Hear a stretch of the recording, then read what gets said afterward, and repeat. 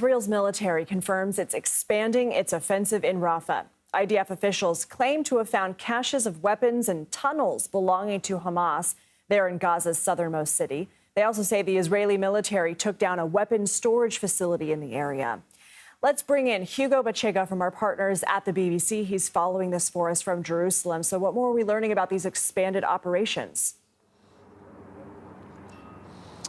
Yeah, so we know that the Israeli military has been operating in Rafah for a few weeks, and now today the Israeli military confirmed that its troops are now operating in central Gaza. We don't have details about the locations, but we know that they've been advancing for a few days now in Rafah, which is this major city in southern Gaza. And obviously there have been concerns about the humanitarian situation in Rafah. The UN says that more than 1 million Palestinians who were sheltering in Rafah have left the city because they are concerned that this could be the beginning of a major military operation by the Israeli military.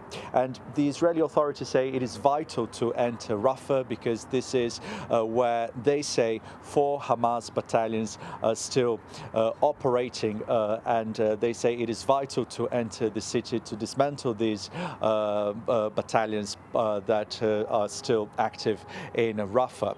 And obviously the Israeli authorities are under a lot of international pressure, and President Biden has warned Israel against the idea of carrying out a major military operation against Hamas in Gaza. And earlier today we heard from Antony Blinken, the US Secretary of State, who said that the humanitarian situation in Gaza remains dire, that aid distribution remains insufficient. So we're still hearing these concerns by human rights organizations, by aid organizations operating in Gaza, that because of this offensive in Rafah, it's become simply too risky for teams to collect the aid that is entering Rafah from southern Israel and then distribute the aid in southern Gaza. So these concerns persist, and this pressure, remains on the Israeli authorities to do more to guarantee the distribution of aid inside Gaza. This built pier off the coast of Gaza is out of commission for several more days. You mentioned humanitarian aid and the challenge of getting it distributed. Have there been airdrops?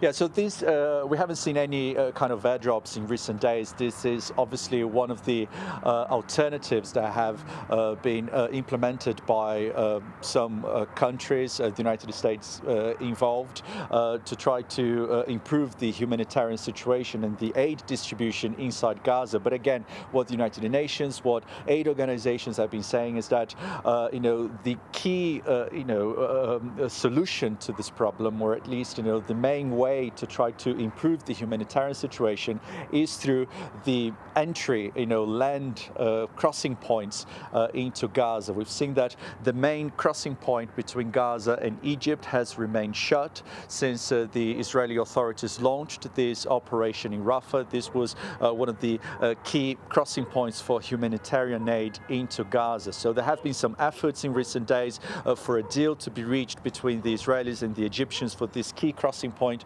to be reopened. But again, as we're hearing, concerns remain about the humanitarian situation in Gaza. And again, the United Nations saying that not enough humanitarian aid is actually entering Gaza these days. Hugo Bachega, thank you.